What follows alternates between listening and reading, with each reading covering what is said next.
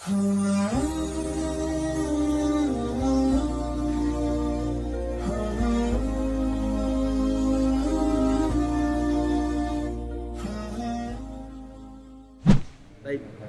Bismillahirrahmanirrahim. Alhamdulillah wassalatu wassalamu ala Rasulillahi amma ba'du. Nas'alullaha at-tawfiq wal inayah was-siyanah wal inabah wad-dawama 'ala al-mukarramat. Rabbi yassir wa la tu'assir, Rabbi tammim bil khair. Wala haula wala quwwata illa billahi al-'aliyyil 'azim. Alhamdulillah ya, kita dipertemukan lagi dengan kajian Arba'un Al-Quraniyah yang sampai saat ini kita memasuki hadis yang ke-14, yaitu tentang yustahabbu liman marra bi ayati sajadah an yasjud. Ya, disunnahkan bagi orang yang melewati ayat sajadah untuk bersujud. Nah, ini bagian adab kita terhadap Al-Quran. An Abi Hurairah radhiyallahu anhu qala qala Rasulullah sallallahu alaihi wasallam idza qara'a ibnu Adam as-sajdah, apabila manusia membaca ayat sajadah, wasajada, lalu kemudian ia sujud, i'tazala syaitanu yabki, syaitan itu menghindar dan menjauh, ya, yabki sambil menangis. Jadi syaitan itu menjauh sambil menangis, yaqulu, kemudian ia mengatakan ya wailah, alangkah ruginya. Ya wailah ini ucapan orang Arab yang menunjukkan makna penyesalan. Ya wailah, alangkah ruginya, alangkah ya menyesalnya. Umira ibnu Adam bisujudi fasajada falahul jannah. Anak Adam ini disuruh untuk sujud atau diperintahkan untuk sujud, lalu kemudian ia sujud, falahul jannah, maka baginya surga. Wa umirtu bisujudi, dan aku diperintahkan untuk sujud, fa'asaitu, namun aku melanggar, namun aku durhaka, faliyan nar, maka bagiku neraka. Nah, ini kata-kata iblis. Rawahu Muslimun wa indal Baghawi fi sunnah. Fa yaqulu ya wailah umira hadza bisujud. Nah, ini menunjukkan apa? Ya, sebelum saya menjelaskan syarahnya, ya, ini hadis ini menunjukkan bahwa penyesalan daripada syaitan ketika melihat penampakan mereka yang sujud. Ya, mereka yang sujud itu selalu mengenangkan syaitan pada satu hal, yaitu di mana dia durhaka dan tidak mau sujud terhadap Adam atas perintah daripada Allah Ta'ala. Sehingga dia mengatakan, umirtu bis sujudi fa'asaitu faliyannar. Aku diperintahkan untuk sujud, namun aku itu enggan, maka bagiku neraka, kata iblis.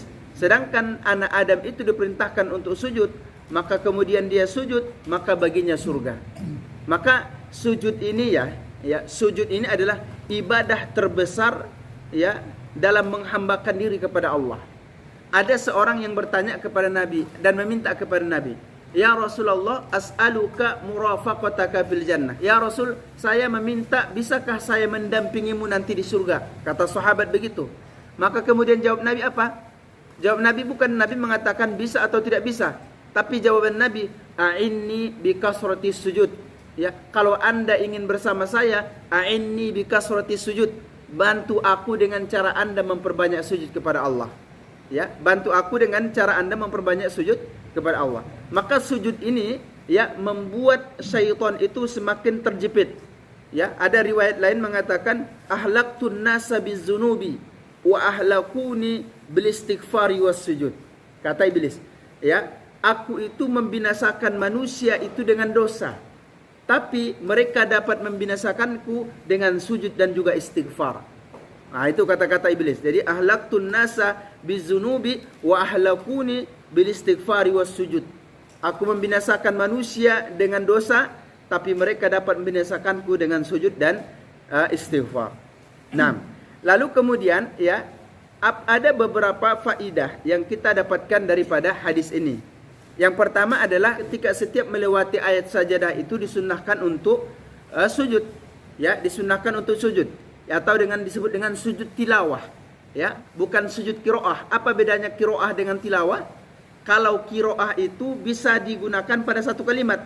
Ya, tapi kalau tilawah itu enggak digunakan pada satu kalimat. Tilawah itu adalah membaca sesuatu yang beriring-iringan.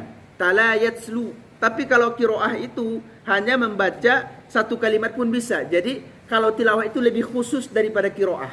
Kalau qiraah bisa digunakan ditujukan pada satu kalimat, satu kata maksudnya. Sedangkan tilawah itu bisa digunakan, ya, tidak bisa digunakan kecuali pada kalimat yang pada kata yang beriring-iringan. Maka begitu disebut dengan sujud tilawah, tidak disebut dengan sujud qiraah. Baik.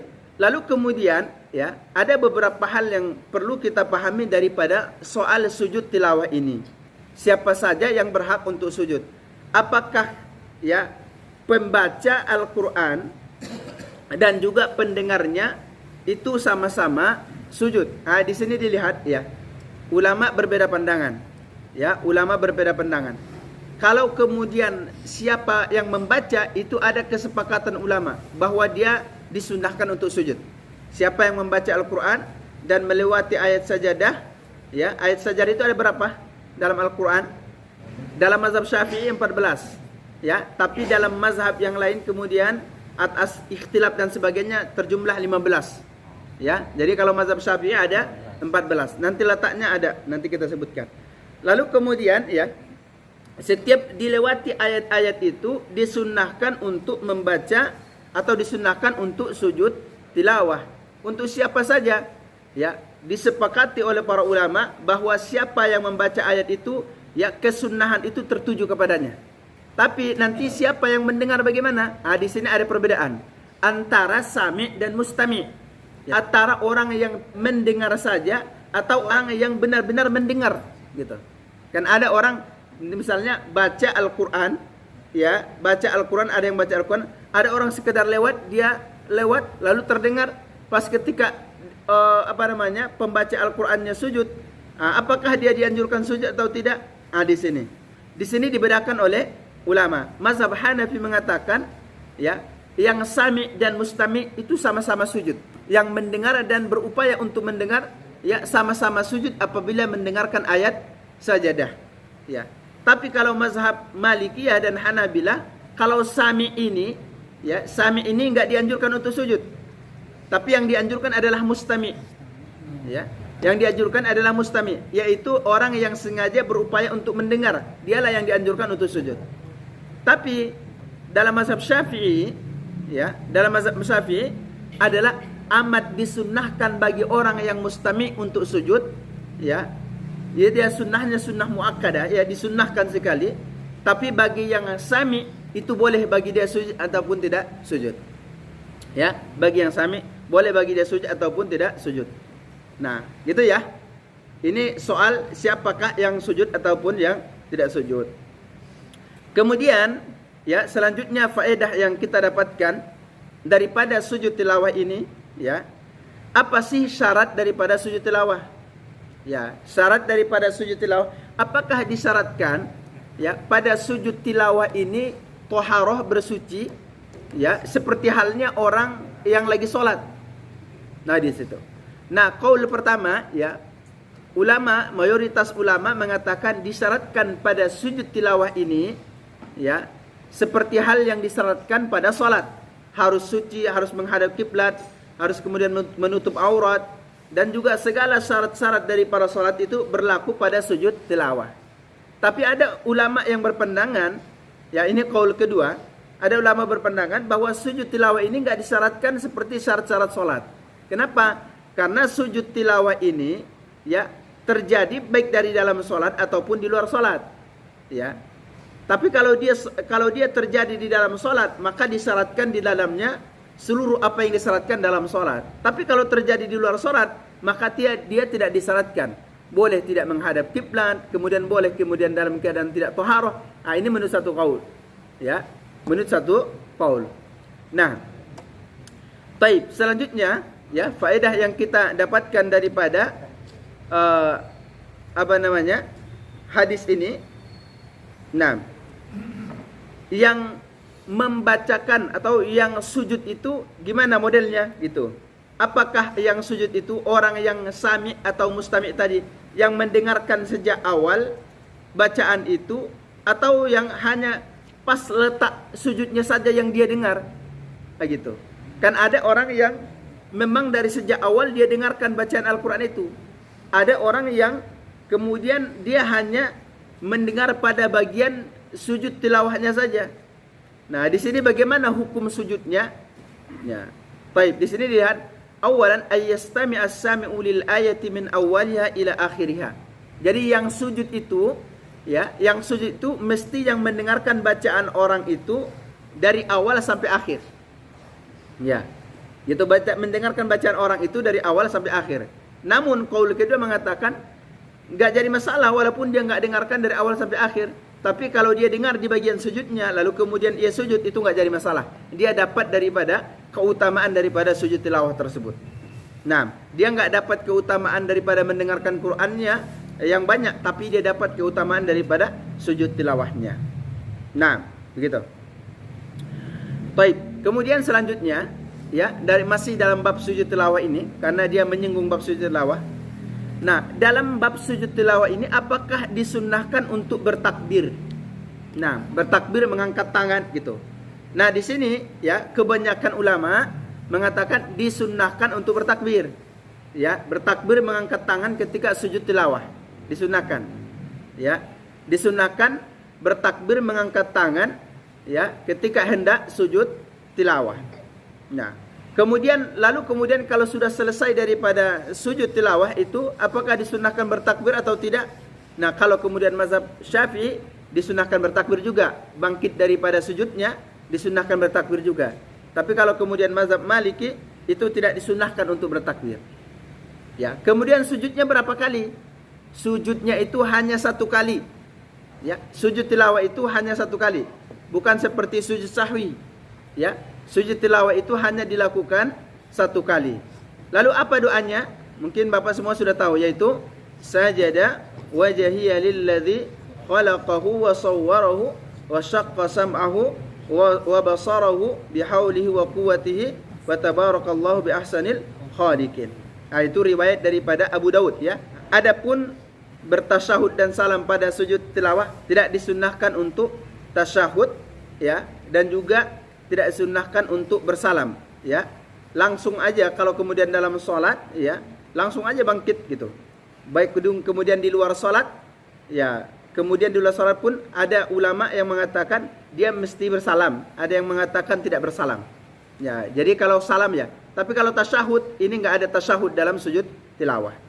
Nah, terus selanjutnya ya, masih dalam bab hukum sujud tilawah. Ya. Bagaimana kalau kemudian berulang-ulang ya dia membaca ayat sajadah itu, misalnya dia lagi ngapalin nih ya, pas letaknya pada ayat sajadah ya.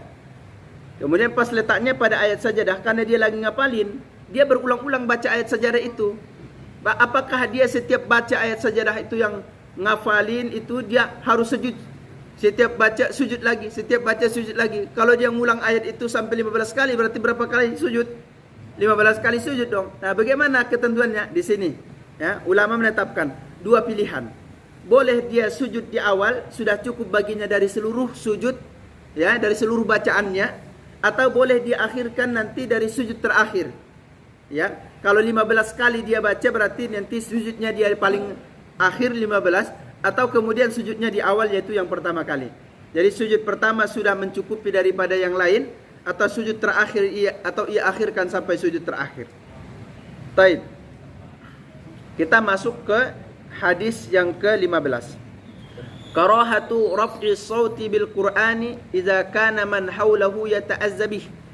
Dimakruhkan mengangkat suara atau meninggikan suara membaca Al-Qur'an apabila yang ada di sekitarnya merasa terganggu.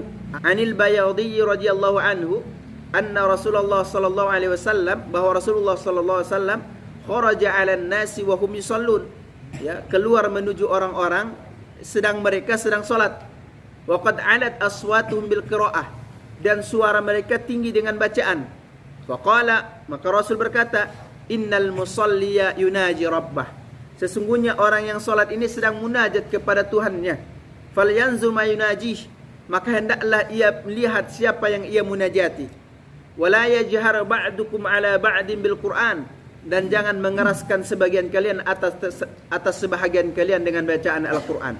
Rawahu Ahmad wa Malik wa Nasa'i wal Baihaqi. Jadi ya, di antara adab daripada membaca Al-Quran itu, jangan sampai membuat orang lain terganggu, baik jadi dalam solat maupun di luar solat. Maka di sini waqad alat aswatuhum bil qiraah, ya, suara mereka itu sungguh tinggi sekali. Nah, lalu kemudian dipesani oleh Nabi, wala yajhar ba'dukum ala ba'din bil Quran, ya, jangan sampai sebagian daripada kalian terhadap sebagian yang lain mengeraskan suaranya dalam bacaan Al-Quran. Nah, terus faedah yang kita dapat dari hadis ini, yang pertama, kita mesti menjaga hak-hak orang lain, ya, kita mesti menjaga hak orang lain.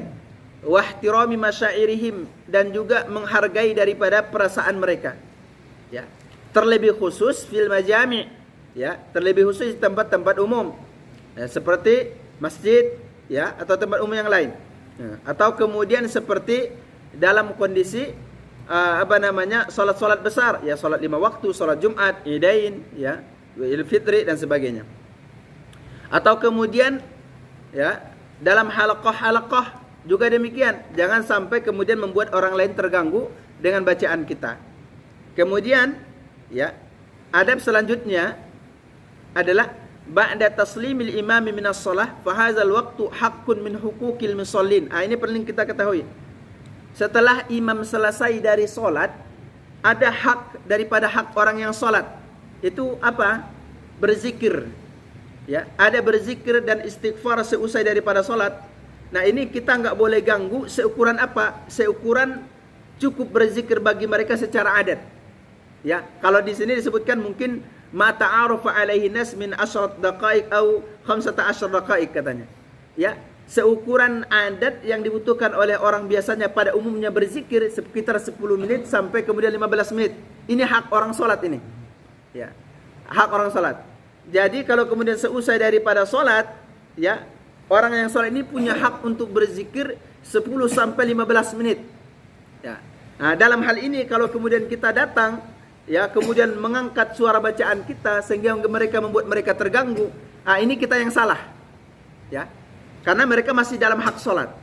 Tapi kalau kemudian di atas daripada ini kita kemudian baca, ini berarti mereka yang harus menjaga kita, ya, mereka yang harus jaga-jaga.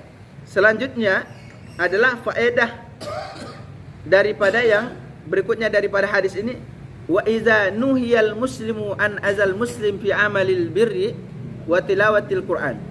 Apabila seorang muslim, ini penting, ini kita ketahui ini. Apabila seorang muslim, ya, dilarang untuk menyakiti orang lain padahal dalam konteks kebaikan, apalagi juga dalam hal yang tidak baik. Baca Quran aja yang baik apabila dapat mengganggu orang lain, ya, itu kita berdosa, apalagi kemudian mengganggu orang lain dalam hal bukan dalam hal yang berbuat baik. Nah, jadi menyakiti orang lain ini adalah sudah menyangkut daripada hakul adami, ya, sudah menyangkut daripada hakul adami. Sedangkan kalau kemudian membaca Quran ini adalah antara diri kita dengan Allah Subhanahu wa taala. Hadis yang ke-16, khuluqun Nabi sallallahu alaihi wasallam, akhlak Nabi sallallahu alaihi wasallam. An Qatadah an Zurarah anna Sa'd bin Hisham ibn Amir radhiyallahu anhu qala, ya ummul mu'minin, ambi'ini an khuluqi Rasulillah. Hai ummul mukminin, ya, beritahukan aku tentang akhlak Rasulullah. Qalat, alasta taqra'ul Quran? Bukankah Anda membacakan Al-Quran? Qultu bala. Qalat, fa inna khuluqa nabiyillahi kana Al-Quran. Sesungguhnya akhlak Nabi itu adalah Al-Quran. Rawahu Muslimun. Wa an Sa'd ibn Hisham ibn Amir an qala ataitu Aisyah radhiyallahu anha wa qultu ya ummul mukminin akhbirini bi khuluqi Rasulillah. Qalat, kana khuluquhul Quran. Ya, akhlak Rasulullah adalah Al-Quran. Amma taqra'ul Quran? Bukankah Anda membacakan Al-Quran? Qaulullahi azza wa jalla, wa innaka la'ala khuluqin azim. Sesungguhnya Anda berada pada akhlak yang sangat agung dan sangat luhur. Ya, akhlak Rasulullah yaitu adalah akhlak daripada Al-Quran. Ya. Nah, ini jadi ada keistimewaan besar, ya, umat Nabi Muhammad ini, ya. Ada keistimewaan besar yang umat ketika turun ayat apa? Wala saufa yu'tika rabbuka fatarda. Ya, Tuhanmu akan memberikan nikmat kepadamu sampai engkau benar puas, kata Allah terhadap Nabi. Ya, karena akhlak Nabi itu Al-Quran, karena akhlak Nabi itu amat tinggi dan amat agung. Lalu kemudian dalam surat Ad-Duha Allah Ta'ala menjanjikan apa? Wala sawfa yu'tika rabbuka fatardha. Tuhanmu akan memberikan nikmat ya kepadamu sampai benar-benar Anda itu puas, hai Muhammad.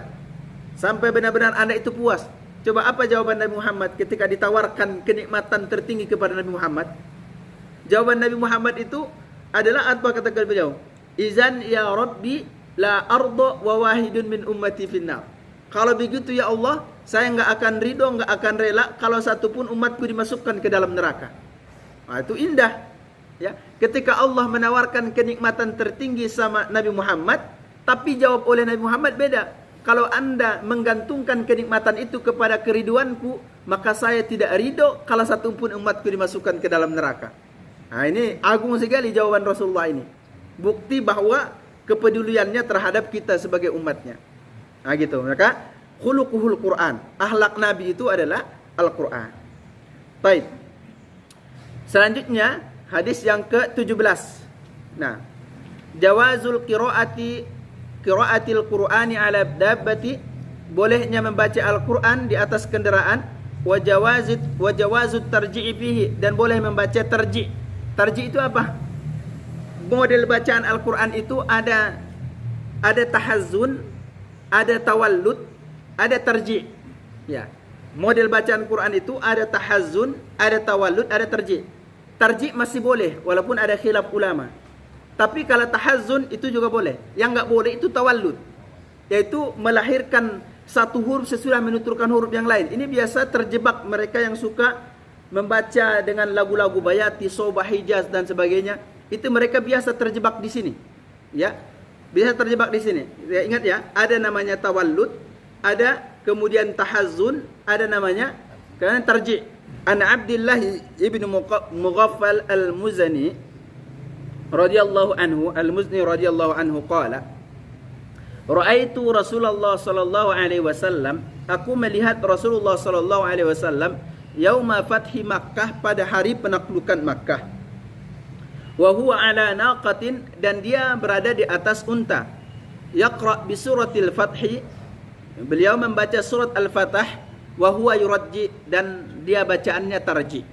Rawahul Bukhari wa Muslimun wa Abu Dawud wal labzu lahu wa ghairuhum. Nah gitu, diriwayatkan daripada Imam Bukhari. Nah, jadi Rasulullah itu pas penaklukan Makkah ini, dan beliau sedang di atas kendaraan unta. Lalu kemudian ya, beliau membaca surat Al-Fatah dengan model tarji'. Nah, di sini ulama melihat dua hal, ya. Apakah tarji'nya Nabi ini sengaja dibuat oleh Nabi, atau tarji'nya itu muncul daripada gerakan onta yang beliau itu ada di atas onta. Nah, kan? Jadi Nabi kan sedang di atas onta nih, baca surat Al-Fatah. Nah, getaran-getaran suara itu terjadi apakah beliau sedang berjalan atau di atas kendaraan onta yang sedang berjalan sehingga melahirkan getaran bacaan pada bacaannya Nabi, ataukah itu sengaja dibuat oleh Nabi? Ya, bacaan tarji itu sengaja dibuat oleh Nabi. Nah, dari sini, dari perbedaan sudut pandang ini terjadi perbedaan ulama. Ya, kalau kemudian yang mengacu kepada bahwa getaran itu muncul daripada pergerakan onta, berarti tarji itu sebetulnya bukan anjuran Nabi. Ya, tarji itu sebetulnya bukan anjuran Nabi. Kenapa? Karena getaran itu muncul daripada gerakan onta itu sehingga memunculkan pada suaranya getaran. Tapi ada yang menjawab, Nabi itu tidak mungkin melakukan sesuatu di luar daripada ikhtiarnya, di luar daripada pilihannya.